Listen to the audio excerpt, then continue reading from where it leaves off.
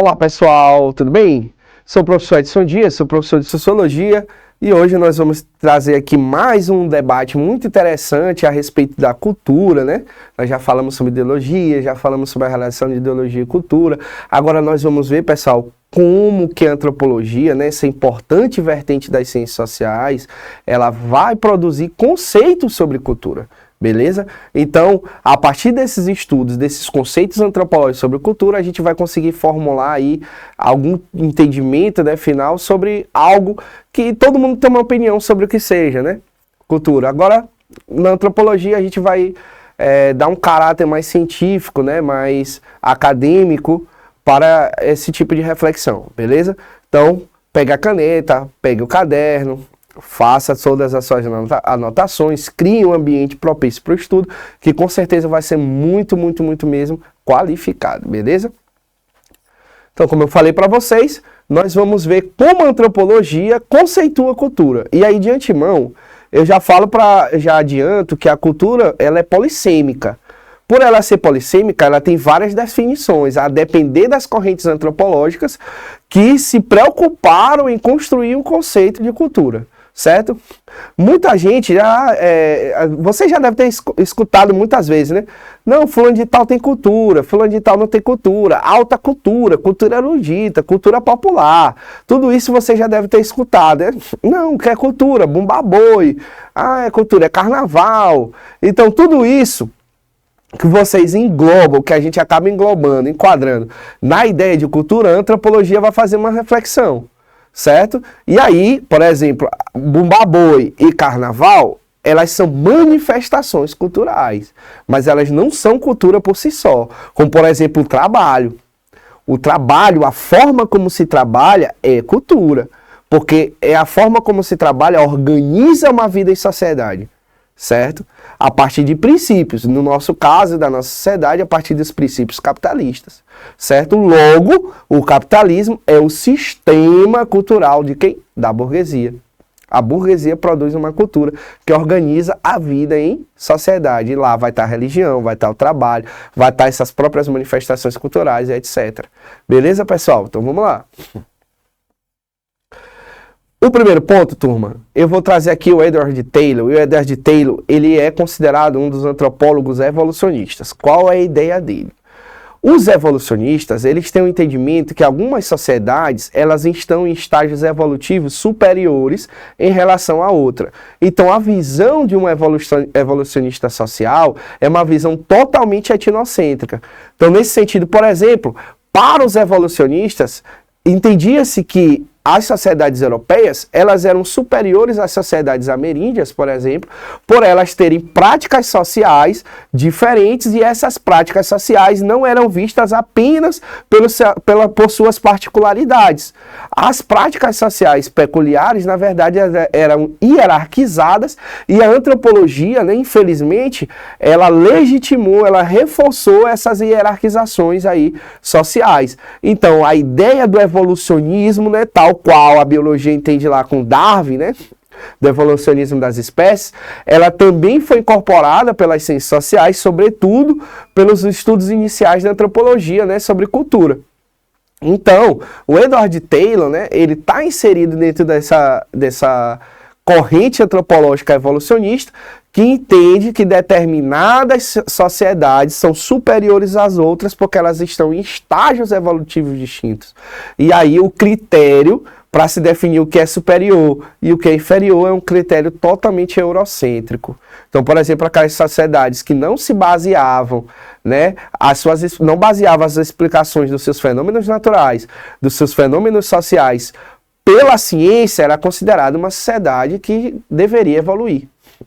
Ou que estava em estágio de evolução, ou que estava ali num estágio incivilizatório, vamos dizer assim.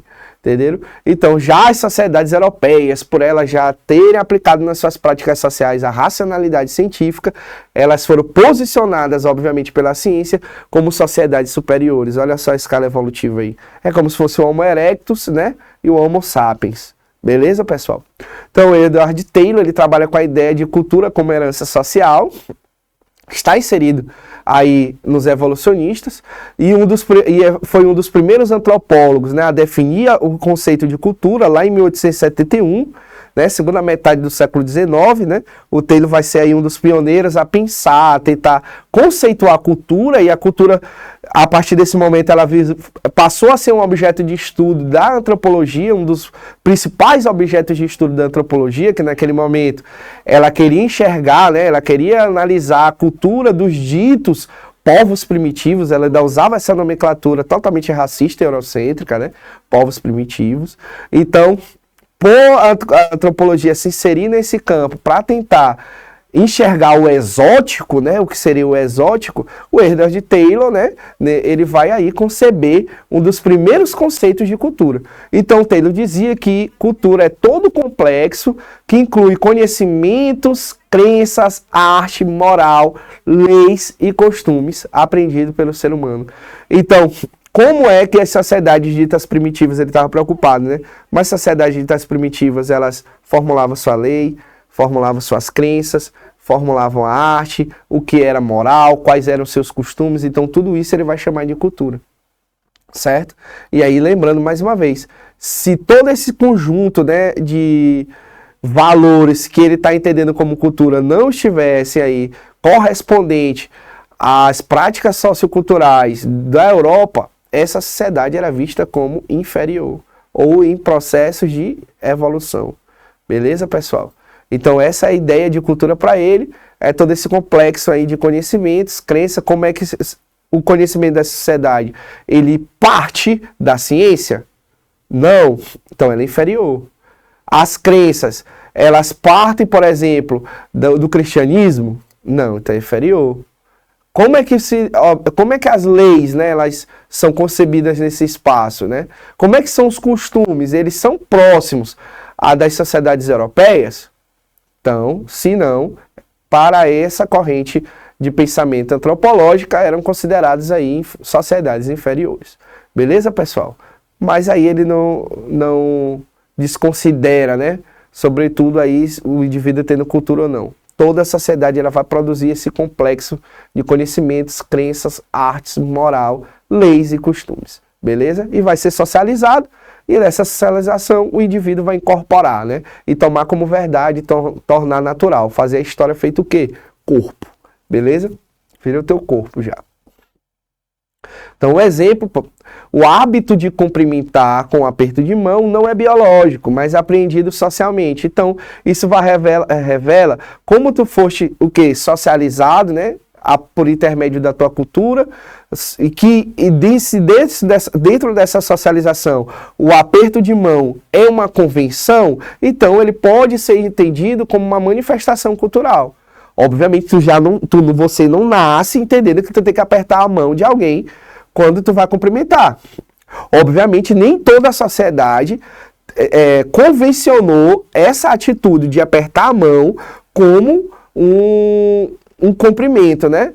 Como uma recepção a alguém. E algumas outras sociedades pode ser outro rito, né? Outro gesto que revela aí o cumprimento. A nossa é o aperto de mão. Então, a partir da repetição, né? A partir da repetição que você é socializado, dentro da cultura que você está inserido, você acaba incorporando, né, essas atitudes ao teu escopo, ao teu corpo, às tuas ideias. Então, automaticamente, você chega no local que tem outra pessoa, você vai lá e aperta a mão, você dá os 2 beijos no rosto, né, abraça, aí vai depender da intimidade, vai depender também da receptividade das outras pessoas. Você vai fazer uma leitura, né, de como se comportar. Essas regras de etiqueta também fazem parte de manifestações culturais, que são socializadas ao longo dos nossos processos de socialização. Tranquilas e tranquilos? A ponto de que, na ausência desses gestos, você ser, por exemplo, representada como uma pessoa mal educada.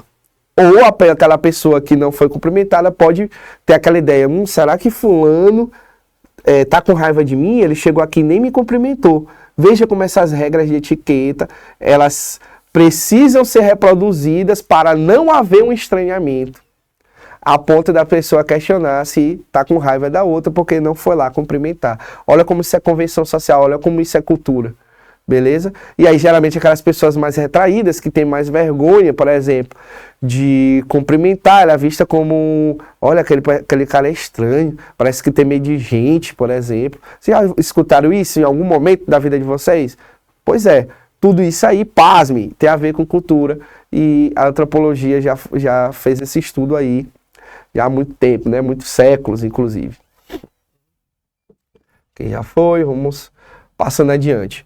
O próximo autor, pessoal, é o Franz Boas, né? O Franz Boas, ele já faz parte de uma outra corrente antropológica, né? Que teve como objeto de estudo a cultura, só que ao contrário do Taylor, que era evolucionista, o Franz Boas, ele vai ter uma ideia relativista da cultura. Então, ao invés dele entender que as culturas, elas passam por estágios evolutivos, o Franz Boas, ele já vai considerar que as culturas, na verdade, não estão numa condição evolucionista. Na verdade, as culturas, elas manifestam particularidades, peculiaridades, que são próprias da sociedade que as produziu.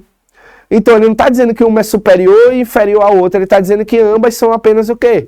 Diferentes. E isso é o relativismo cultural. Isso aí abre aí um antagonismo em relação ao evolucionismo cultural, que vai desconsiderar as peculiaridades e entendê-las não apenas como diferenças, mas como um deslocamento espaço-tempo, né, como seria assim, aquelas práticas como inferiores, né, em detrimento de outras que são consideradas superiores.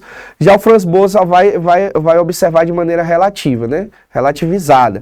Ele vai dizer o seguinte, não, as sociedades produzem culturas. Se as sociedades produzem culturas, cada cultura produzida por essas sociedades deve ser relativizadas. Por quê? Porque elas são apenas diferentes.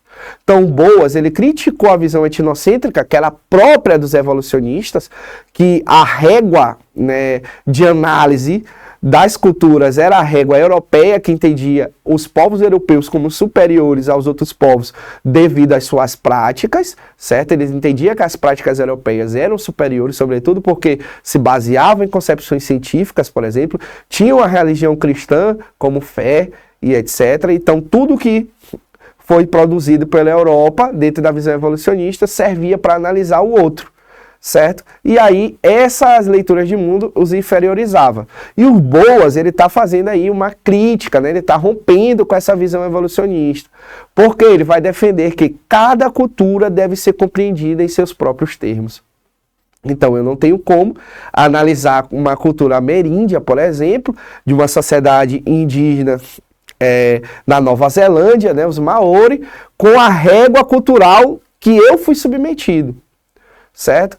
Que eu fui socializado e tentando ali aplicar, nossa, mas o que é lei para eles e tudo, a partir das minhas vivências, dos meus repertórios culturais, entendeu? Então o Franz Boas, ele vai ser contra esse tipo de postura adotada inicialmente pela antropologia. E aí, como exemplo, eu trago para vocês, as práticas ritualísticas indígenas, elas devem ser entendidas no contexto da sua própria cultura. Qual sentido para aquela cultura, ou que aquela cultura atribui para aquela prática ritualista? E não julgada a partir de valores ocidentais. Porque vejamos, pessoal, nós que não somos indígenas, a gente possui rituais, a gente se organiza através de mitos também, só que pelo fato de fazer parte da cultura que nós fomos socializados, e se nós somos socializados, já virou corpo, né? Nós já naturalizamos aquelas práticas, mas se a gente for parar para pensar, por exemplo, dentro de um contexto religioso, por que se acende vela? Fica aí a reflexão, por que se acende vela? Por que se faz uma oração? Isso não são rituais? Certo? Qual é o sentido que você atribui para aquele ato? Qual é o sentido que você atribui para essa ação específica? Não faz sentido para você? Assim como os rituais indígenas faz sentido ou fazem sentido para aquela sociedade, certo? E agora imaginem só se alguém de cultura totalmente diferente olhassem essas práticas ritualísticas que a gente faz, como por exemplo cantar parabéns, fazer a cada 365 dias, né, que representa o aniversário, sei lá, corta um bolo, canta parabéns, né, faz uma celebração, pula 7 ondas no dia 31 de dezembro para o dia 1º de janeiro. Então tudo isso são rituais que não são estranhos para a gente, porque já virou natural, né? Já é uma história incorporada por intermédio de quê? Da socialização daquela cultura. Agora imagina se uma pessoa de cultura totalmente diferente fosse julgar essa prática ritualista, que para a gente é natural, com os olhos, né, com a ótica da cultura que ele foi socializado. Com certeza ele acha estranho, com certeza ele poderia condenar. E essa é a visão que o Franz Boas está criticando, que é a etnocêntrica, que coloca a tua etnia como o centro das coisas e como uma regra moral para todas as outras práticas culturais, certo? Então isso é que ele está tentando combater ali, ok? Então os valores ocidentais, eles não podem servir de régua moral para avaliar práticas culturais não ocidentais, perfeito? Certo? Então é isso que a gente precisa ficar na cabeça aqui do que seria o relativismo cultural aí defendido pelo Franz Boas, né? Mais uma corrente antropológica que vai pensar a cultura. O terceiro ponto é do Bronislaw Malinowski, né, um outro antropólogo, que ele vai entender a cultura, né, como um sistema de funções. Então a cultura ela cumpre uma função na sociedade segundo Malinowski. Para Malinowski, a cultura é um conjunto de práticas que servem para satisfazer necessidades humanas, seja elas biológicas, sociais ou simbólicas. Então, obviamente, cada sociedade ela vai pensar nas formas, nos símbolos, em práticas sociais que vão ser necessárias para a organização daquela sociedade, certo? E esse conjunto de práticas, o Malinowski vai entender como quê? Como cultura. Então, nesse sentido, esse conjunto de práticas cumpre uma função social, certo? Qual é a função social daquela prática cultural? Daquele ritual, por exemplo? Daquela manifestação cultural? Faz um sentido. Faz sentido porque ela organiza a sociedade. Se ela organiza a sociedade, ela cumpre uma espécie de função. E é isso que o Malinowski está dizendo. A cultura ela é um sistema de funções, ok? Então, muita atenção nisso, como o Boas falava que a cultura ela é relativa, né? E a regra ocidental não pode servir para julgar outras culturas, o Malinowski está dizendo que a cultura ela exerce uma função social. Certo? Ela exerce uma função organizativa na sociedade, justamente para satisfazer as necessidades humanas. Então, essas práticas culturais servem, segundo Malinowski, para satisfazer as necessidades humanas, sejam elas biológicas, sociais ou simbólicas, ok? E aí, um exemplo é o casamento, né? O casamento faz parte de uma manifestação cultural de uma sociedade e ele cumpre uma função, segundo Malinowski. Por quê? O casamento ele pode ser visto como uma forma de atender necessidades sociais de organização e pertencimento. Então vamos lá. Se a gente estiver falando politicamente nesse sentido, e aí a manutenção, por exemplo, do poder sobre determinada localidade, o casamento pode fortalecer. Então por isso que durante muito tempo os casamentos entre as nobrezas, eles eram arranjados justamente para fortalecer as casas, fortalecer as coroas. Então a gente junta um filho de uma coroa com a filha de outra coroa para tentar fortalecer os laços de ambas. Ou então para satisfazer algumas questões econômicas. Então eu vou me casar com uma pessoa de família rica, porque ali eu vou conseguir potencialmente satisfazer as condições econômicas que me faltam. Então, o casamento cumpre ali uma função social que atende a alguma necessidade humana, certo? Ou de poder político, ou de poder financeiro também, entre outras, certo? Não necessariamente de amor, de afeto, entre outras coisas. Na verdade, o casamento ali era uma estratégia, durante muito tempo, foi uma estratégia política de manutenção de reinos, de manutenção de clãs, certo? De manutenção de famílias e etc, certo? Até aí tudo bem, pessoal? Então, vamos lá. O nosso quarto autor, nosso quarto antropólogo é o Clifford Geertz. Clifford Geertz, ele vai entender, tal qual Weber, que a cultura ela faz parte de uma teia de significados que é tecida pelos indivíduos, certo? E formam a própria sociedade. Então, o Geertz, ele afirmou que a cultura é simbólica. Esses símbolos, eles fazem parte de uma teia de significados. O que significa aqueles símbolos para aqueles indivíduos? Então, isso é tecido. certo? Tal qual como se fosse uma espécie de costura de uma teia de aranha. E esses elementos simbólicos é feito de significados, né, que fazem sentido para aqueles indivíduos, né, que eles constroem e interpretam. Então, por exemplo, o Goethe, ele vai fazer uma análise da piscadela. E ele vai dizer, por exemplo, o mesmo gesto, como sorrir, pode significar simpatia em um país e constrangimento em outro. Quando ele faz a análise da piscadela, ele observa, olha, o ato de piscar pode ser interpretado de várias maneiras, a depender do local que tu esteja inserido. Então, na nossa sociedade, piscar pode ser o quê? Uma forma de comunicação. Eu estou estabelecendo uma comunicação com o outro, certo? A partir daquele sinal, a partir daquele significado, e eu espero que aquele outro, por fazer parte da minha cultura, ele tenha compreensão do que eu quero dizer sem falar nada, somente com a piscada. Beleza? Então, observa como isso é tudo convencional, isso é tudo cultural.